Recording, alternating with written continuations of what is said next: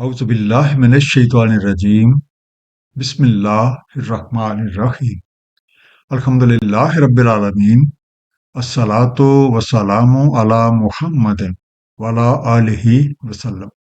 انشاءاللہ آج ہم سورہ بنی اسرائیل کے چوتھے رکوع کا مطالعہ کریں گے۔ پچھلے رکوع میں یہ بات سامنے آئی تھی کہ معراج کے انتہائی موقع پہ اللہ تعالیٰ نے اپنے محبوب بندے کے ساتھ ملاقات کی تھی۔ اس موقع پہ 16 احکامات ارشاد کیے گئے تھے، جن میں سے 8 کا بیان پچھلے رکوع میں ہو چکا ہے اور باقی 8 کا بیان اس چوتھے رکوع میں ہے۔ آخری بات جو پچھلے رکوع میں ہوئی تھی وہ یہ تھی کہ تمہارا رب جس کے لیے چاہے رزق کشادہ کر دیتا ہے، وہ اپنے بندوں کے حال سے باخبر اور انہیں دیکھ رہا ہے۔ آئیے مطالعہ قرآن کا آغاز اس دعا کے ساتھ کرتے ہیں کہ اللہ تعالیٰ اپنے حبیب نبی پاک صلی اللہ علیہ وآلہ وسلم کے طفیل ہم سب کو قرآن کریم کا صحیح مفہوم عطا فرمائے۔ سورہ بنی اسرائیل رکوع نمبر 4، جو کہ آیات 31 سے 40 تک ہے۔ بسم اللہ الرحمن الرحیم۔ وَلَا تَقْتُلُوا أَوْلَادَكُمْ خَشْيَةَ إِمْلَاقٍ، نہ قتل کرو اپنی اولاد کو مفلسی کے خدشے سے۔ نَحْنُ نَرْزُقُهُمْ وَإِيَّاكُمْ، ہم رزق دیتے ہیں انہیں اور تمہیں۔ اِنَّ قَتْلَهُمْ كَانَ خِطْئًا كَبِيرًا، بے شک ان کا قتل خطائے کبیر ہے۔ وَلَا تَقْرَبُوا الزِّنَا إِنَّهُ كَانَ فَاحِشًا، اور نہ قریب جاؤ زنا کے، بے شک وہ فحاشی ہے۔ وَسَاءَ سَبِيلًا، اور بہت بری راہ ہے۔ پہلا انڈر لائن لفظ املاک۔ املاک کا مادہ ہے ملک، میم لام کاف، تنگ دستی، پاورٹی۔ الزنا، زنی سے بنا، زے نون یہ، کسی چیز پر ناجائز چاہ چڑھنا، ایڈلٹری۔ نواں حکم یہ ہے کہ اپنی اولاد کو افلاس کے اندیشے سے قتل نہ کرو۔ یہ ہم ہی ہیں جو تمہیں بھی رزق دے رہے ہیں اور انہیں بھی رزق دیں گے۔ دراصل ان کا قتل ایک بہت بڑی خطا ہے۔ اللہ تعالیٰ رزاق ہیں اور وہی اپنی تمام مخلوقات کو رزق بہم پہنچا رہے ہیں۔ اپنی کم علمی یا جہالت کی وجہ سے اپنی اولاد کو قتل کر ڈالنا یا ان کی ترقی کے تمام مواقع مسدود کر دینا بالکل غلط ہے۔ 10واں حکم کہ زنا کے قریب نہ پھٹکو، یہ ایک بہت برا فعل ہے اور بہت ہی برا راستہ ہے۔ زناکاری کو حرام قرار دیا گیا ہے اور یہ ایک ایسا جرم ہے جس کے لیے قرآن کریم میں سب سے سخت سزا کا حکم سنایا گیا ہے۔ اس سختی کی وجہ اس ناپسندیدہ فعل کے معاشرے پہ بھیانک اثرات ہیں۔ وَلَا تَقْتُلُوا النَّفْسَ الَّتِي حَرَّمَ اللَّهُ إِلَّا بِالْحَقِّ، اور نہ قتل کرو کسی نفس کو جسے حرام کیا اللہ تعالیٰ نے مگر حق کے ساتھ۔ وَمَنْ قُتِلَ مَظْلُومًا فَقَدْ جَعَلْنَا لِوَلِيِّهِ سُلْطَانًا وَلَا يُسْرِفْ فِي الْقَتْلِ، اور جو کوئی قتل کیا گیا مظلومًا، تحقیق ہم نے دیا اس کے ولی کو زور، سو نہ اسراف کرے وہ قتل میں۔ اِنَّهُ كَانَ مَنصُورًا، بے شک وہ نصرت دیا گیا ہے۔ انڈر لائن لفظ ہے یسرف، جس کا مادہ ہے صرف، سین رے فے، وہ اس سے بڑھے، ہی شوڈ ایکسیڈ۔ 11واں حکم قتل نفس کے بارے میں ہے۔ کسی کو ناحق قتل کرنا حرام ہے، اور وہ شخص جو مظلومن قتل کیا گیا ہو اس کو ولی کے لیے قصاص کا حق رکھ دیا گیا ہے۔ بس چاہیے کہ وہ اس معاملے میں حدود سے تجاوز نہ کرے۔ ان بیان کردہ احکامات میں اللہ تعالیٰ کے ساتھ کسی کو شریک ٹھہرانا، والدین کے ساتھ حسن سلوک نہ کرنا اولاد کو مفلسی کے خوف سے قتل کا ڈرنا، فحاشی اور قتل ناحق کو حرام قرار دیا گیا ہے۔ سورہ انعام آیت نمبر 151 میں ارشاد ہے، کہہ دیں آؤ میں تمہیں پڑھ سناؤں جو حرام کیا ہے تمہارے رب نے تم پہ، کہ نہ تم شریک کرنا اس کے ساتھ کسی شے کو، والدین کے ساتھ احسان کرنا، نہ قتل کرنا اپنی اولاد کو مفلسی کے باعث، ہم رزق دیتے ہیں تمہیں بھی اور ان کو بھی، اور نہ قریب جانا فحاشی کے جو ظاہری ہیں ان میں سے اور جو باطنی ہیں، نہ قتل کرنا کسی نفس کو جسے حرام قرار دیا ہے اللہ تعالیٰ نے مگر حق کے ساتھ، یہ ہیں جن کی وصیت کرتا ہے تمہیں تاکہ تم عقل سے کام لو۔ ولا تقربوا مال الیتیم الا باللتی ہی احسن حتی یبلغ اشدہ، اور نہ قریب جاؤ مال یتیم کے مگر بہتری کے احسن، حتیٰ کہ وہ پہنچ جائے اپنے شباب کو۔ وَأَوْفُوا بِالْعَهْدِ إِنَّ الْعَهْدَ كَانَ مَسْئُولًا، اور پورا کرو عہد کو، بے شک عہد کی پوچھ کی جاتی ہے۔ مسئولہ سال سے بنا، سین الف لام جواب دہی ہوتی ہے، کوشچن۔ 12واں حکم مال یتیم کے بارے میں کہ اس کے قریب بھی نہ پھٹکو مگر ایسن طریقے سے یہاں تک کہ وہ اپنی پوری جوانی کو پہنچ جائے اور اس مال کو ہینڈل کرنے کے قابل ہو جائے۔ یتیموں کی پرورش اور ان کے مال کی حفاظت اور استعمال کے بارے میں سورہ نساء آیت نمبر 6 ہماری رہنمائی کرتی ہے۔ ارشاد ہے، اور چانچتے رہو یتیموں کو حتیٰ کہ وہ پہنچ جائیں نکاح کی عمر کو، اگر تم جانو ان میں رشد تو واپس دے دو انہیں ان کے مال، اور مت کھا جاؤ انہیں اسراف سے، اور جلدی جلدی کہیں وہ بڑے ہو جائیں، اور جو غنی ہے تو عفیف رہے، اور جو کو فقیر ہے تو کھائے معروف طریقہ سے۔ تو جب تم ان کو واپس لوٹاؤ ان کے مال تو گواہ ٹھہرا لو اس پہ، اور اللہ تعالیٰ کافی ہے حساب لینے کو۔ یتیم کے مال کو کھا جانا گویا اپنے ہی پیٹ میں انگارے بھرنا ہے۔ سورہ نساء آیت نمبر 10 میں ارشاد ہے، بے شک جو کھاتے ہیں یتیموں کے مال ظلمن، دراصل وہ بھرتے ہیں اپنے پیٹوں میں آگ اور منسلک ہوں گے بھڑکتی آگ سے۔ 13واں حکم عہد کی پابندی کے بارے میں، کیونکہ اس کے بارے میں تم سے ضرور پوچھا جائے گا۔ ایفائے عہد کسی بھی معاشرے میں امن و چین کی ضمانت ہے، جبکہ اس کی خلاف ورزی لڑائی، جھگڑے اور دنگا فساد کا باعث بن جاتی ہے۔ اسی طرح اللہ تعالیٰ کے ساتھ کیے عہد نبھانا کامیابی اور ایک خوبصورت انجام کی ضمانت ہے، جبکہ ان کی خلاف ورزی اپنے ہی لیے مصائب اور تکلیفوں کا سامان کر لینا ہے۔ اللہ تعالیٰ اور اس کے مخلوق کے ساتھ کیے گئے عہد و پیمان نبھانے والے اللہ تعالیٰ کو بہت پسند ہیں۔ سورہ فتح آیت نمبر 10 میں ارشاد ہے، بے شک جو بیعت کرتے ہیں آپ سے دراصل وہ بیعت کرتے ہیں اللہ تعالیٰ ہی سے، اللہ تعالیٰ کا ہاتھ ہے ان کے ہاتھوں پر۔ تو جو کوئی عہد توڑے اس کا عہد توڑنا اسی پہ، اور جو کوئی وفا کرے جس کا عہد کیا اس نے اللہ تعالیٰ سے تو وہ دیتا ہے اسے ایک اجر عظیم۔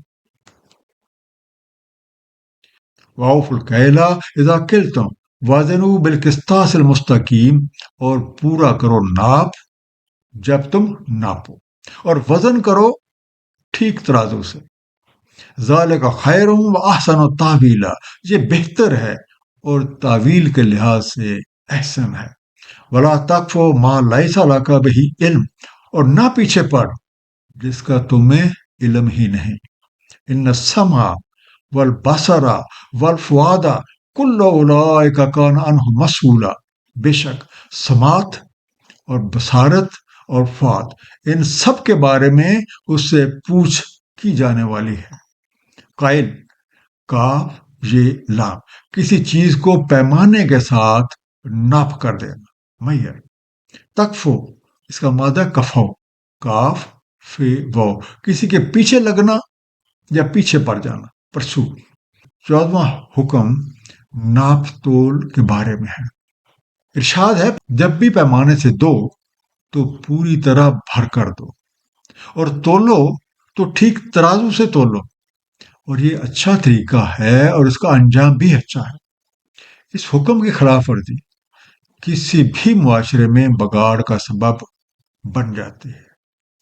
پیمانے اور ترازو کا تعلق ناپ تول کے ساتھ بھی ہے اور کسی چیز کی اصلی قدر و قیمت کے مطابق معاملات طے کرنے کے بارے میں بھی ہے۔ حضرت شعیب علیہ السلام نے اپنی قوم کو اسی حکم کی وضاحت کی تھی، جس کا بیان سورہ اشعراء آیت نمبر 181 سے 183 میں موجود ہے۔ ترجمہ، پورا رکھو ناپ اور مت ہو جاؤ خسارہ دینے والے، اور وزن کرو صحیح ترازو کے ساتھ، اور مت گھٹا کر دو لوگوں کو ان کی چیزیں، اور نہ بگاڑ کرو زمین میں فسادی بن کے۔ اور جب حضرت شعیب علیہ السلام کی قوم نے ان احکامات کی خلاف ورزی کی تھی تو ان پہ عذاب آیا تھا۔ 15واں حکم، کسی بھی ایسی چیز کے پیچھے نہ لگ جاؤ جس کا تمہیں علم ہی نہیں ہے، کیونکہ سماعت، بصارت اور افادہ ان سب کے استعمال کی باز پرس کی جائے گی۔ اب لا علمی کے باوجود کسی سے بحث کرنا اور اپنی بات منوانے کے لیے خام خواہ ضد کرنا جہالت اور ہٹ درمی کی نشانیاں ہیں۔ ہمارے پاس علم حاصل کرنے کے 3 بڑے ذرائع ہیں، اور ان تینوں کا ذکر آیت نمبر 36 میں مذکور ہے۔ سماعت بنیادی طور پہ ہمارے ظاہری حواس کا نمائندہ ہے، اور آواز کی مدد سے علم حاصل کرنے میں سماعت کو بنیادی حیثیت حاصل ہے۔ اور چونکہ ہمارے حواس کی استعداد کار محدود ہے، اس لیے حواس کی مدد سے حاصل کیا گیا علم بھی محدود ہے۔ دوسرے نمبر پہ بصارت کی بات کی گئی ہے۔ علم حاصل کرنے کا دوسرا بڑا ذریعہ ذہن یعنی بصارت کا استعمال ہے۔ اس سے حاصل کردہ علم کی حد حواس سے کہیں بڑھ کر ہے، جبکہ علوم حاصل کرنے کا سب سے بڑا اور سب سے معتبر ذریعہ وحی ہے۔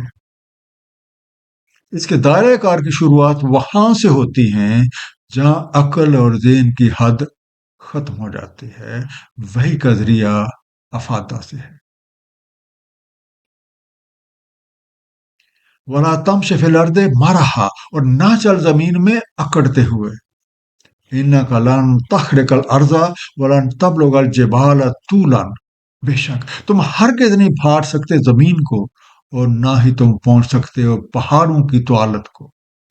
کل ذالک کان سیئہ عند ربک مکروہا، ان سب کی برائی تیرے رب کے ہاں مکروہ ہے۔ پہلا انڈر لائن لفظ مارہا، میم رے ہے، اتراتے یا اٹھلاتے ہوئے، گستاخانہ یا خود پسندی کا برتاؤ کرتے، with insolence۔ مکروہا، کرا سے بنا، کاف رے ہا، کراہت انگیز، ہیٹفل۔ 16واں حکم اس چیز کے بارے میں ہے کہ زمین پر اکڑ کے نہ چلو، کیونکہ نہ تو تم زمین کو پھاڑ سکتے ہو اور نہ ہی پہاڑوں کی بلندی کو پہنچ سکتے ہو۔ اکڑ کر چلنا دراصل تکبر، شہی بازی اور خود پسندی کی علامت ہے، اور یہ رب کریم کے ہاں ایک ناپسندیدہ فعل ہے۔ جناب لقمان نے اپنے بیٹے کو جو نصیحتیں کی تھی ان میں سے ایک اکڑ خانی کے بارے میں ہے، اور اس بات کا ذکر سورہ لقمان آیت نمبر 18 میں موجود ہے۔ ترجمہ، مت پھیر اپنا رخسار لوگوں سے اور نہ چل زمین میں اکڑ کر۔ بے شک اللہ تعالیٰ نہیں محبت کرتا کسی شہی خورے فخر جتانے والے کو. زمین پر سر جھکا کر نرم روی سے چلنے والے اللہ تعالیٰ کو بہت پسند ہے. سورہ فرقان آیت نمبر 63 میں ارشاد ہے، اور بندے رحمان کے وہ چلتے ہیں زمین پر آہستگی سے، اور جب ان کو مخاطب کرتے ہیں جاہل، وہ کہہ دیتے ہیں سلام ہے. ذالک مما اوحی الیک ربک من الحکمہ، یہ اس سے ہے جو وحی فرمائی آپ کی طرف آپ کے رب نے حکمت سے.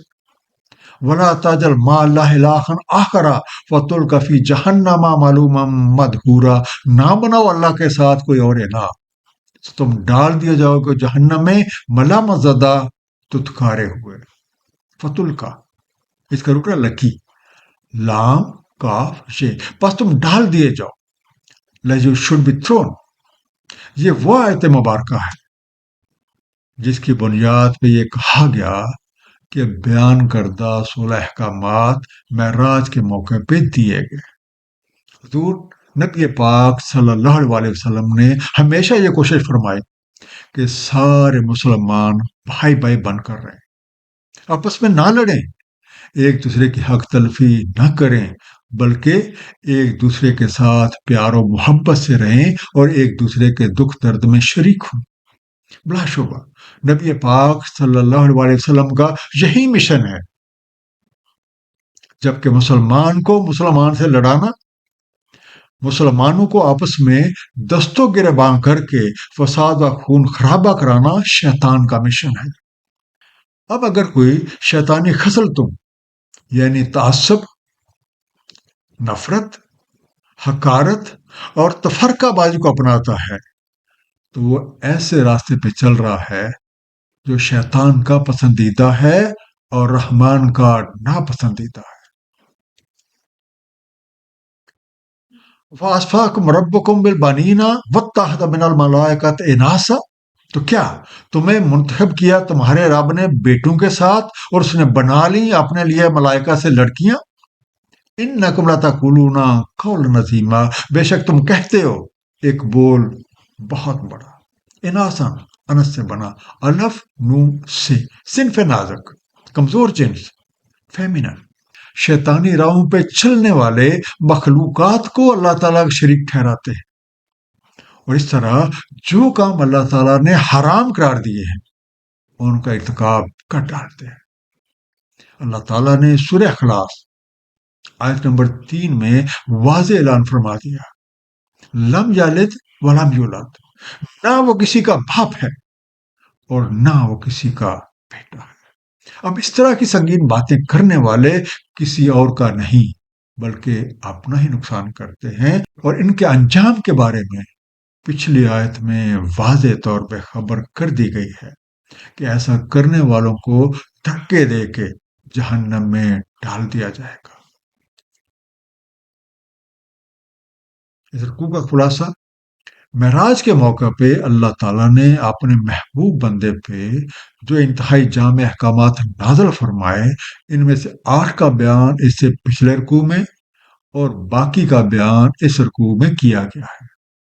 ان احکامات میں اپنے اولاد کو مفلسی کے اندیشے سے قتل نہ کرنا، زنا جیسی فحاشی سے باز رہنا، قتل سے باز رہنا، مال یتیم کی حفاظت کرنا اور صرف احسن طریقے سے اس کے قریب جانا جہاں تک کہ وہ سن رشد کو پہنچ جائے، ناپ اور تول پورا کرنا، عہد کی پابندی کرنا، جس بات کا علم نہ ہو اس کے پیچھے نہ پڑنا اور اتراتے ہوئے اکڑ کر نہ چلنا شامل ہے. یہ احکامات نہایت عمدہ ضابطہ آیات کی عکاسی کرتے ہیں.